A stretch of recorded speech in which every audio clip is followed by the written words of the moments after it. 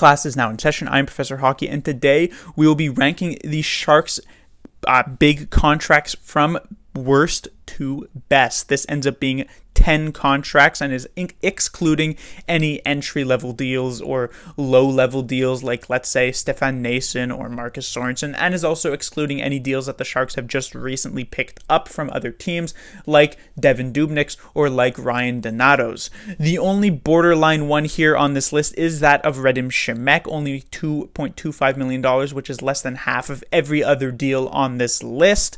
However, for the sake of symmetry, I wanted to have 10 contracts here, and so Simek ends up being included anyway.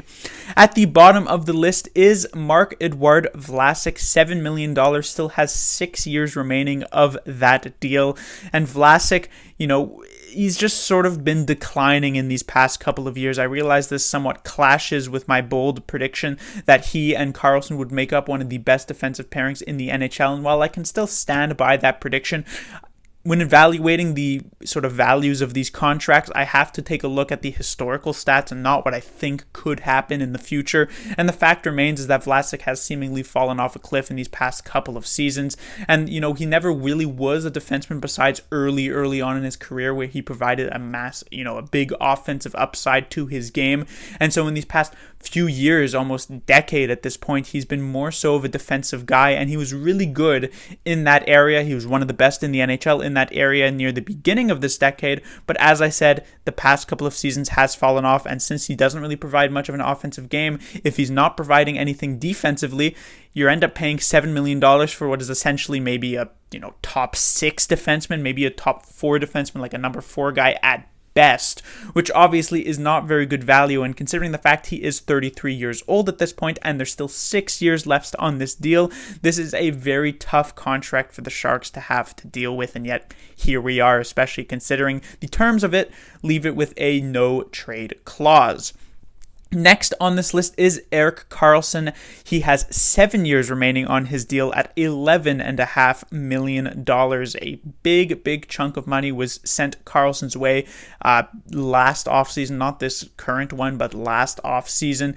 And this past season did not really show it to be really all that worth it. The fact remains is that Erik Karlsson is a pretty injury-prone player. The Sharks have yet to see him in a full season in that uniform. However, the reason it is ranking above Marc-Edouard Vlasic's contract is while Erik Karlsson is heavily overpaid and his defense has been shaky, at the very least, even with those factors, he does still provide an offensive game, and it is actually a pretty effective offensive game. So while Vlasic is sort of not great all around when his defensive game is down as it has been the past couple of years, at least Erik Karlsson still has those factors. And if you can imagine that Karlsson was paid, a few $1 million less per year, he'd actually be a pretty valuable defenseman to have at this point. Just at 11.5, it's a pretty bad contract at the moment. If Karlsson can remain healthy this coming season, this is a contract that can move up the list and potentially even shoot up the list. As we know, Karlsson at one point, a few years ago, was one of the best, if not the best defenseman in the NHL. But at age 30, can he recover and really get back to a point per game defenseman? We don't really know. Next on the list is, to cap off the top 3 defense for the Sharks, Brent Burns, $8 million a year with just 5 years left. I say just because compared to the previous 2 defensemen, it is just, but obviously 5 years left at $8 million for a 35-year-old player is not very good at all. The fact is that Brent Burns is a very similar player to Erik Karlsson, where the defense is pretty spotty. However, what Burns has over Karlsson is the fact that he is a significantly more durable player, and is the fact that he's making $3.5 million less per year. As I had said with Karlsson, if Karlsson was making a few $1 million less, he might be a valuable player, and that's where exactly Brent Burns lands. He's making a few $1 million less than Erik Karlsson while still providing pretty similar offensive output at a more consistent rate, considering he plays every single game here for the Sharks.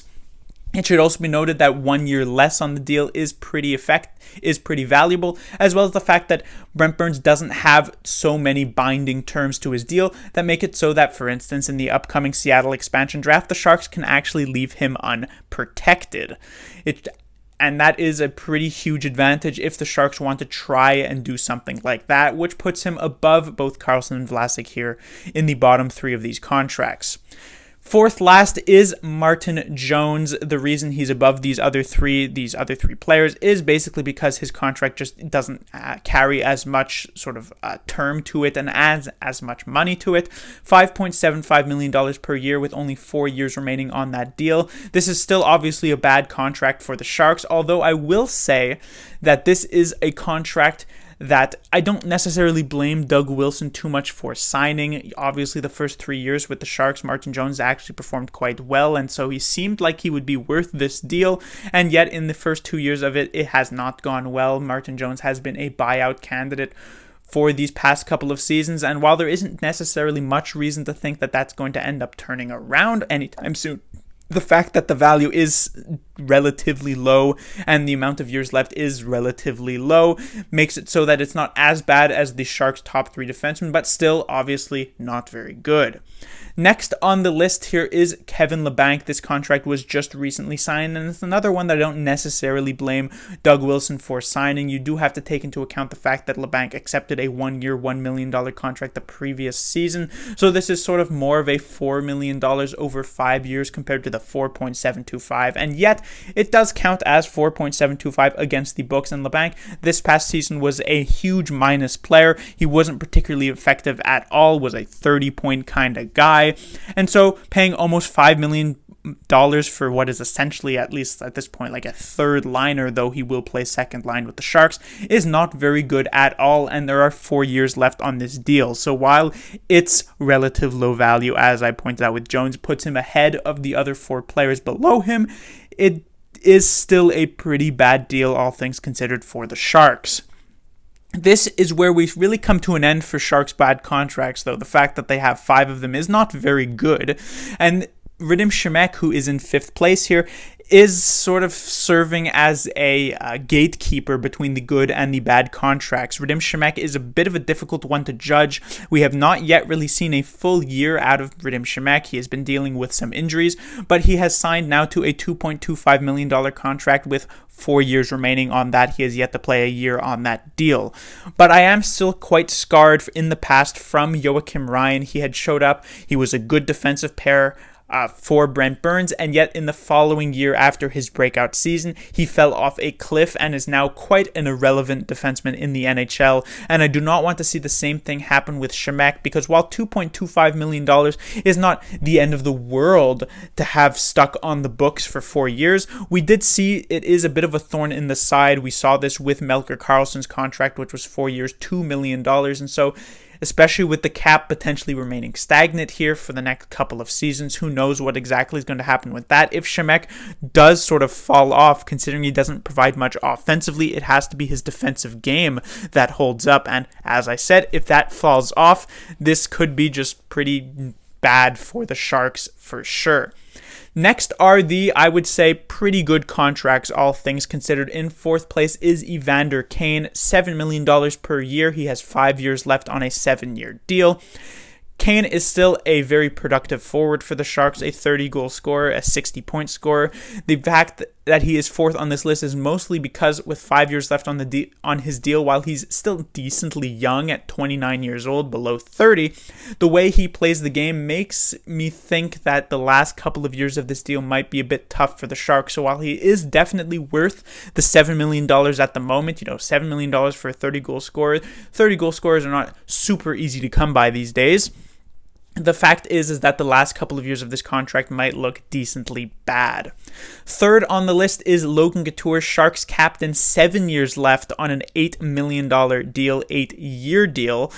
However, Couture is a very well-rounded player. Yes, he's on the wrong side of 30, but he plays a 200-foot game. He plays in all situations for the Sharks. He's one of their top penalty killers, if not their top penalty killer. He plays against the opposing team's top lines all the time, and he is still a 60, if not 70-point player rather consistently. And so, Logan Couture, you have to take into account all those intangibles into his game, and at $8 million, while the last couple of years of his deal, like with Evander Kane, might not look so great when he's 37 years old, the fact remains is that he is still worth it at the moment, and the contract, you have to pay your good players, and that's what the Sharks had to do with Couture. In second place, I would say between the top two, it really could have gone either way, but in the end, I settled on Timo Meier for second place.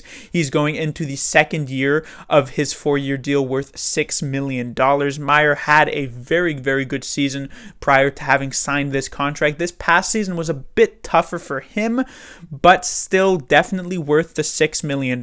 He is a very effective forward, great top 6 player for the Sharks. I remember at the time of signing this contract, many people thought it was the steal of the offseason because Timo Meier's underlying advanced stats were fantastic. And while they weren't as great this past season as I had said, he didn't really build on that this past season.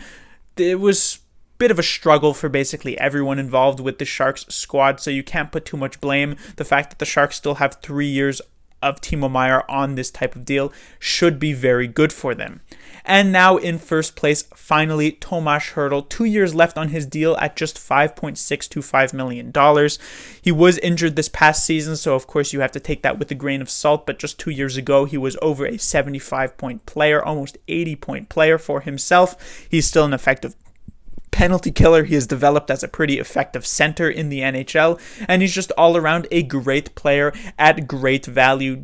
Though with the fact that there's only 2 years left, this isn't an amazing contract. It's not, let's say, Nathan MacKinnon levels of fantastic where he's making just over $6 million and he had a point 4 years left when he was doing that.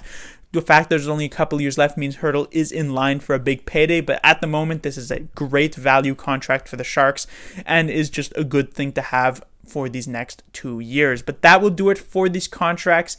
In the end, has Doug Wilson done a good job dealing with these contracts? Well, you have to point out that the fact that is Doug Wilson has kept the Sharks very competitive over many, many years. And to do that, you do still have to give out these big contracts to players who are aging.